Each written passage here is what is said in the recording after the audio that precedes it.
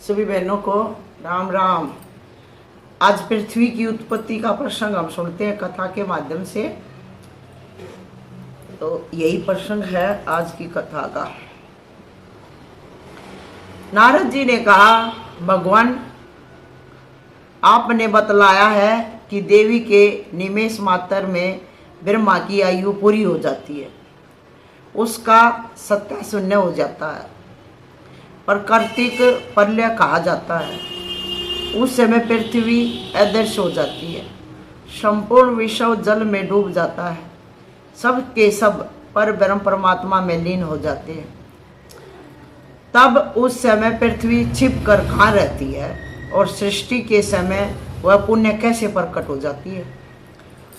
धन्य मान्य सबके आश्रय एवं विजयशालिनी होने का सौभाग्य से पुण्य कैसे प्राप्त होता है।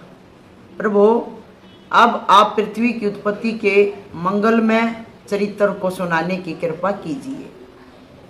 नारद जी ने भगवान से विनती करी है, अब पृथ्वी की उत्पत्ति कैसे हुई उसको पूर्ण रूप से मुझे सुनाने की कृपा कीजिए। भगवान नारायण कहते हैं, नारद, श्रुति कहती है कि संपूर्ण सृष्टियों के आरंभ में आदि शक्ति भगवती जगदम्बा से ही अखिल जगत की उत्पत्ति होती है और प्रलयों के अवसर पर प्राणी उन्हीं में लीन भी हो जाते हैं।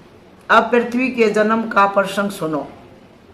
कुछ लोग कहते हैं यह आदरणीय पृथ्वी मधु और कैटव के भेद से उत्पन्न हुई है।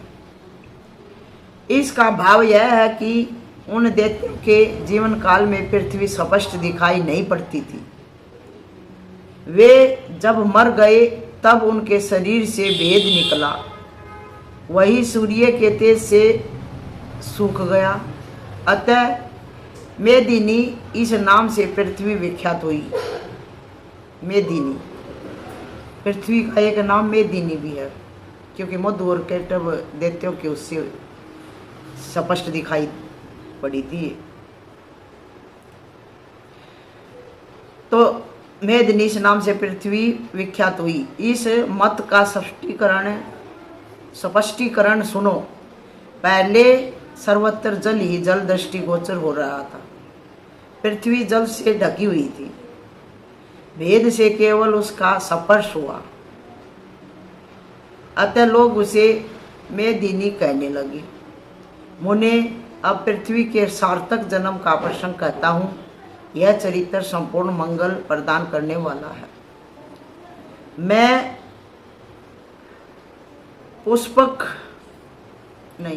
पुष्कर क्षेत्र में था। ब्रह्मा जी कह रहे हैं, मैं पुष्कर क्षेत्र में था। महाभाग धर्म के मुख से जो कुछ सुन चुका हूँ वही तुमसे कहूँगा। महाविराट पुरुष अनंत काल से जल में विराजमान रहते हैं। यह स्पष्ट है, समय अनुसार उनके भीतर सर्वव्यापी समष्टि मन प्रकट होता है। महाविराट पुरुष के सभी रोमकूप उसके आश्रय बन जाते हैं। मुने, उन्हीं रोमकूपों से पृथ्वी निकल आती है। जितने रोमकूप हैं उन सब में से एक एक से जल सहित पृथ्वी बार बार प्रकट होती है और छिपती रहती है। सृष्टि के समय प्रकट होकर जल के ऊपर शीतल रहना और प्रलय काल उपस्थित होने पर छिपकर जल के भीतर चले जाना, वही इसका नियम है। अखिल ब्रह्मांड में यह विराजती है। वन और पर्वत इसकी शोभा बढ़ाए रहते हैं। यह 7 समुद्रों से घिरी रहती है। 7 द्वीप इसके अंग हैं। हिमालय और सुमेरु आदि पर्वत तथा सूर्य एवं चंद्रमा प्रभृति ग्रह इसे सदा सुशोभित करते हैं। महाविराट की आज्ञा के अनुसार ब्रह्मा, विष्णु तथा शिव आदि देवता प्रकट होते हैं एवं समस्त प्राणी इस पर रहते हैं। पुण्य तीर्थ तथा पवित्र भारतवर्ष जैसे देशों से संपन्न होने का इसे सुअवसर मिलता है। यह पृथ्वी श्रवणमय भूमि है। इस पर 7 स्वर्ग हैं। इसके नीचे 7 पाताल हैं, ऊपर ब्रह्मलोक है, ब्रह्मलोक से भी ऊपर ध्रुवलोक है। नारद, इस प्रकार इस पृथ्वी पर अखिल विश्व का निर्माण हुआ है। ये निर्मित सभी विश्व नश्वर हैं, यहाँ तक कि प्राकृतिक प्रलय का अवसर आने पर ब्रह्मा भी चले जाते हैं। उस समय केवल महाविराट पुरुष विद्यमान रहते हैं। कारण सृष्टि के आरंभ में ही परब्रह्म श्री कृष्ण ने इन्हें प्रकट करके इस कार्य में नियुक्त कर दिया है। सृष्टि और प्रलय प्रभाव रूप से नित्य हैं, इनका क्रम निरंतर चालू रहता है। ये समय पर नियंत्रण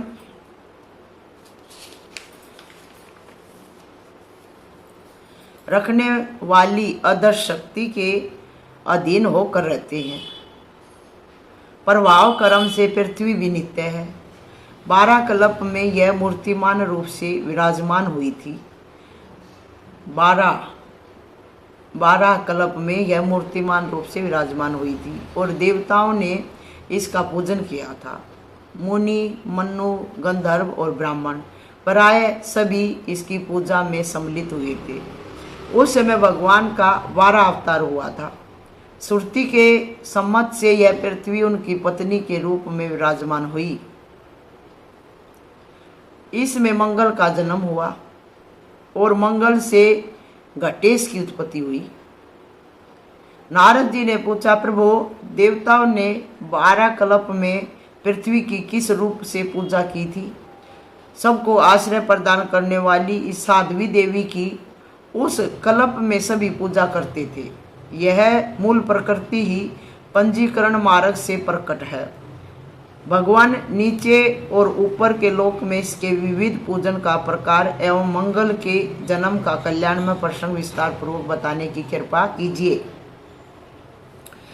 मंगल ग्रह है और पृथ्वी का पुत्र कहा गया है। भगवान नारायण कहते हैं, नारद, बहुत पहले की बात है, उस समय 12 कल्प चल रहा था। ब्रह्मा के स्तुति करने पर भगवान श्री हरि हिरण्याक्ष को मारकर पृथ्वी को रसातल से निकाल ले आए। उसे जल पर इस प्रकार रख दिया मानो तालाब में कमल का पत्ता हो। उसी पर रहकर ब्रह्मा ने संपूर्ण मनोहर विश्व की रचना की। पृथ्वी की अधिष्ठात्री देवी एक परम सुंदरी देवी के वेश में थी। उसे देखकर भगवान श्री हरि के मन में प्रेम करने का विचार उत्पन्न हो गया। अतएव भगवान ने अपना 12 रूप बना लिया। उनकी कांति ऐसी थी मानो करोड़ों सूर्य हो। उनके प्रयास से परम सुंदरी मूर्ति भली भांति रति के योग्य बन गई। उस देवी के साथ दिव्य 1 वर्ष तक वे एकांत में रहे। फिर उन्होंने उस सुंदरी देवी का संग छोड़ दिया। खेल ही खेल में वे अपने पूर्व 12 रूप से विराजमान हो गए। उनके द्वारा परम साध्वी देवी पृथ्वी का ध्यान और पूजन आरंभ हो गया। धूप, दीप, निवेद, सिंदूर, चंदन, वस्त्र, फूल और बलि आदि सामग्रियों से पूजा करके भगवान ने उनसे कहा। श्री भगवान बोले, शुभ रे, तुम सब का आश्रय प्रदान करने वाली बनो। मुनि, मनु, देवता, सिद्ध और दानव आदि सब से सुपूजित होकर तुम सुख भोगोगी।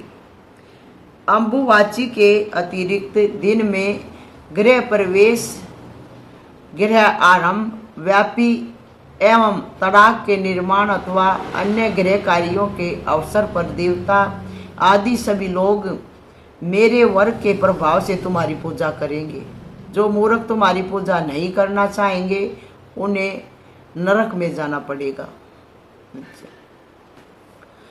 उस समय पृथ्वी गर्भवती हो चुकी थी। उसी गर्भ से तेजस्वी मंगल नामक ग्रह की उत्पत्ति हुई। भगवान के आज्ञा अनुसार उपस्थिति संपूर्ण व्यक्ति पृथ्वी की उपासना करने लगे। कर्ण शाखा में कहे हुए मंत्रों को पढ़कर उन्होंने ध्यान किया और स्तुति की। मूल मंत्र पढ़कर नैवेद्य अर्पण किया। यूं त्रिलोकी भर में पृथ्वी की पूजा और स्तुति होने लगी। नारद जी ने कहा, भगवान पृथ्वी का किस प्रकार ध्यान किया जाता है? इनकी पूजा का प्रकार क्या है और कौन मूल मंत्र है। संपूर्ण पुराणों में छिपे हुए इस प्रसंग को सुनने के लिए मेरे मन में बड़ा कौतूहल हो रहा है, अतः बताने की कृपा कीजिए। भगवान नारायण कहते हैं, मुने, सर्वप्रथम भगवान 12 ने इस पृथ्वी की पूजा की थी। उनके पश्चात ब्रह्मा उसके पूजन में संलग्न हुए। तदंतर संपूर्ण प्रधान मुनियों, मनुओं और मानवों द्वारा इसका सम्मान हुआ। नारद, अब मैं इसका ध्यान, पूजन और मंत्र बतलाता हूँ, सुनो। ओम ह्रीं श्रीं वसुधाय स्वाहा, इसी मंत्र से भगवान विष्णु ने इनका पूजन किया था। ध्यान का प्रकार यह है, पृथ्वी देवी के श्री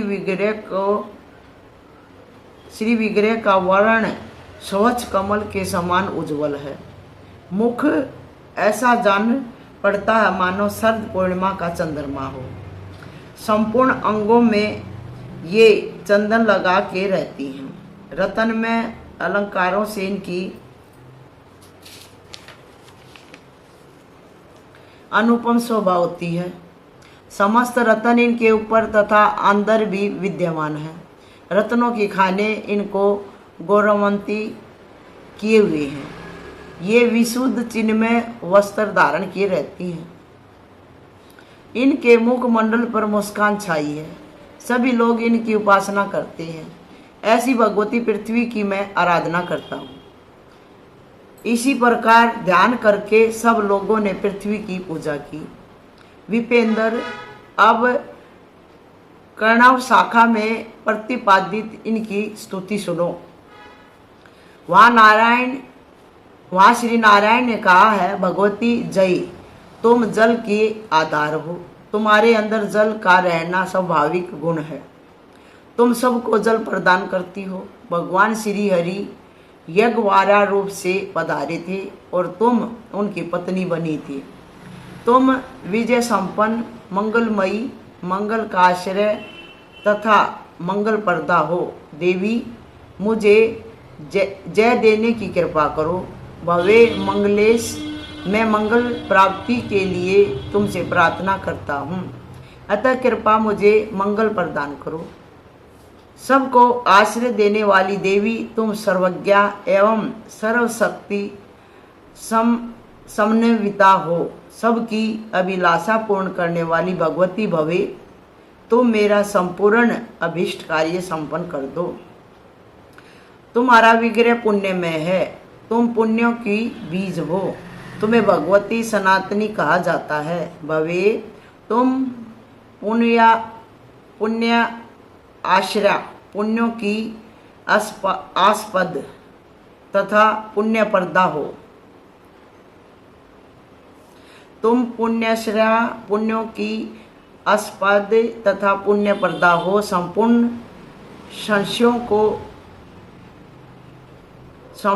शस्यों को उत्पन्न करने वाली देवी, सभी फसलें तुम पर निपजती हैं।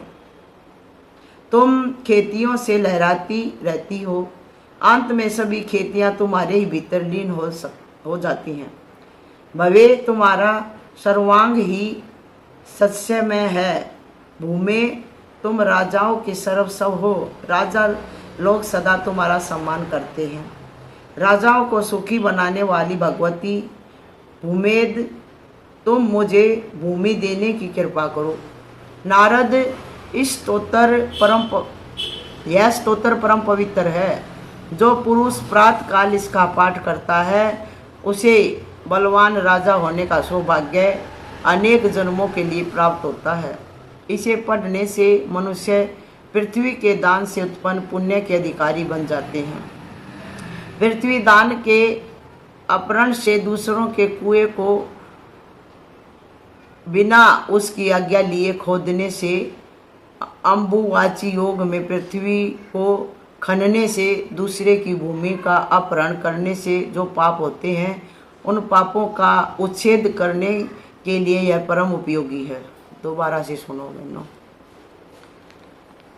पृथ्वी दान के अपहरण से, दूसरे के कुएं को बिना उसकी आज्ञा लिए खोदने से, अम्बुवाची योग में पृथ्वी को खनने से, दूसरों की भूमि का अपहरण करने से जो पाप होते हैं, उन पापों का उच्छेद करने के लिए यह परम उपयोगी है। जो ये स्तुति भगवान नारायण ने की है पृथ्वी की, तो जिनसे ये पाप बन गए हों, इस स्तुति को कर ले तो उससे पाप नष्ट हो जाते हैं। मुनि, पृथ्वी पर वीर्य त्यागने तथा दीपक रखने से जो पाप होता है, उससे भी पुरुष इस स्तोत्र का पाठ करने से मुक्त हो जाता है। दीप जलाकर नुकानी पृथ्वी पर नहीं रखना चाहिए, इसलिए या तो कुछ चावल के दाने डाल दो या फूल डाल दो जब दीपक को रखो। नारद जी बोले, भगवान पृथ्वी का दान करने से जो पुण्य तथा उसे छीनने, दूसरे की भूमि का हरण करने, अम्बुवाची में पृथ्वी का उपयोग करने, भूमि पर वीर्य गिराने तथा जमीन पर दीपक रखने से जो पाप बनता है, उसे मैं सुनना चाहता हूँ। वेद वेताओं में श्रेष्ठ प्रभु, मेरे पूछने के अतिरिक्त अन्य भी जो पृथ्वी जन्य पाप हैं, उनको उनके प्रतिकार सहित बताने की कृपा करे। भगवान नारायण कहते, मुने, जो पुरुष किसी संध्या पूत ब्राह्मण को एक विश्व मात्र भी भूमि दान करता है, वह भगवान शिव के मंदिर निर्माण के पुण्य का भागी बन जाता है। ब्राह्मण के बच्चे को, किसी भी ब्राह्मण को थोड़ी सी भी भूमि दान कर दी तो एक शंकर भगवान का मंदिर का निर्माण कर दिया, इतना पुण्य प्राप्त हो जाता है। फसलों से भरी पूरी भूमि को ब्राह्मण के लिए अर्पण करने वाला सत्पुरुष उतने ही वर्षों तक भगवान विष्णु के धाम में विराजता है जितने उस जमीन के रज कण हों। जो गांव, भूमि और धान्य ब्राह्मण को देता है, उसके पुण्य से दाता और प्रतिगृहिता दोनों व्यक्ति संपूर्ण पापों से छूटकर भगवती जगदम्बा के लोक में स्थान पाते हैं। जो परोपकारी पुरुष भूमि दान के अवसर पर दाता को उत्साहित करता है, उसे अपने मित्र एवं गोत्र के साथ वैकुंठ में जाने की सुविधा प्राप्त होती है। अपनी अथवा दूसरों की दी हुई ब्राह्मण की भूमि हरण करने वाला व्यक्ति सूर्य एवं चंद्रमा की स्थिति पर्यंत काल सूत्र नामक नरक में स्थान पाता है। इतना ही नहीं, किंतु इस पाप के प्रभाव से उसके पुत्र और पौत्र आदि के पास भी पृथ्वी नहीं ठहरती। वह श्रीहीन, पुत्रहीन और दरिद्र होकर घोर रौरव नरक का अधिकारी बनता है। जो गोचर भूमि को जोतकर धान्य उपार्जन करता है और वही धान्य ब्राह्मण को देता है, तो इस निंदित कर्म के प्रभाव से उसे देवताओं के वर्ष से 100 वर्ष तक कुंभिपाक नामक नरक में रहना पड़ता है। गोचर भूमि मतलब जहाँ पे गौएं चरती हैं, उसको जोत के जो फसल उपजाता है वही दान करता है, बहुत बड़ा पाप लगता है। गौओं के रहने के स्थान, तड़ाग तथा रास्ते को जोत कर पैदा किए हुए अन्न का दान करने वाला मानव 14 इंद्र की आयु तक असीपत्र नामक नरक में रहता है। जो कामांध व्यक्ति एकांत में पृथ्वी पर वीर्य गिराता, उसे वहाँ की जमीन में जितने रजकण हैं उतने वर्षों तक रो नरक में रहना पड़ता है। अम्बुवाची में भूमि खोदने वाला मानव कृमिदंश नामक नरक में जाता है, उसे वहाँ 4 युगों तक रहना पड़ता है। जो दूसरे के तड़ाग में पड़ी हुई कीचड़ को निकालकर शुद्ध जल होने पर स्नान करता है, उसे ब्रह्मलोक में स्नान मिलता है। जो मंदबुद्धि मानव भूमिपति के पितरों को श्राद्ध में पिंड न देकर श्राद्ध करता है, उसे अवश्य ही नरकगामी होना पड़ता है। इसलिए जब कहीं अपने देव स्थान पर जाते तो मिट्टी काटने का जो रीति होती थी, वही जोड़ पर मिट्टी जरूर काट आते थे। वो इसमें लिखा हुआ है, देखो, किसी भी तड़ाग की, किसी भी जल उसकी जोड़ जिसको कहते थे हम, मिट्टी निकालते थे, तो उसके बारे में लिखा है, जो दूसरों की तड़ाग में पड़ी हुई कीचड़ को निकाल कर शुद्ध जल होने पर स्नान करता है, उसे ब्रह्मलोक में स्थान मिलता है। इतना धर्म है। हम तो 5-7 लोंदे मिट्टी के निकाल के आते थे। शिवलिंग, भगवती की मूर्ति, शंख, यंत्र, शालिग्राम का जल, फूल, तुलसी दल, जपमाला, पुष्पमाला, कपूर, गोराचन, चंदन की लकड़ी, रुद्राक्ष की माला, कुश की जड़, पुस्तक और यज्ञोपवीत, इन वस्तुओं को भूमि पर रखने से मानव नरक में वास करता है। अच्छा, दोबारा सुन लो बहनों। शिवलिंग, भगवती की मूर्ति, शंख, यंत्र, शालिग्राम का जल, फूल, तुलसी दल, जपमाला, पुष्पमाला, कपूर, गोरोचन, चंदन की लकड़ी, रुद्राक्ष की माला, कुश की जड़, पुस्तक और यज्ञोपवीत, इन वस्तुओं को जो भूमि पर रखने से मानव नरक में वास पाता है, ये भूमि पर नहीं रखनी चाहिए। गांठ में बंधे हुए यज्ञ सूत्र की पूजा करना सभी दिव्य जाति वर्णों के लिए अत्यावश्यक है। भूकंप एवं ग्रहण के अवसर पर पृथ्वी को खोदने से बड़ा पाप लगता है। भूकंप आवे या सूर्य ग्रहण या चंद्र ग्रहण है, उसमें पृथ्वी को नहीं खोदना चाहिए, पाप लगता है। इस मर्यादा का उल्लंघन करने से दूसरे जन्म में अंगहीन होना पड़ता है। इस पर सबके भवन बने हैं, इसलिए यह भूमि कहलाती है। कश्यप की पुत्री होने से कश्यपी तथा स्तर रूप होने से शित्रा कही जाती है। मामो ने विषम को धारण करने से विषमभरा, अनंत रूप होने से अनंता तथा पृथु की कन्या होने से अथवा सर्वत्र फैली रहने से इसका नाम पृथ्वी पड़ा है। यह 9वां और 10वां अध्याय यहाँ संपूर्ण हुआ। सभी बहनों को मीठी मीठी राम राम। बड़ा ज्ञान भरा पृथ्वी की उत्पत्ति कैसे हुई, ये बड़ी ज्ञान भरी कथा है, ज़रूर सुनना। सभी बहनों को राम राम।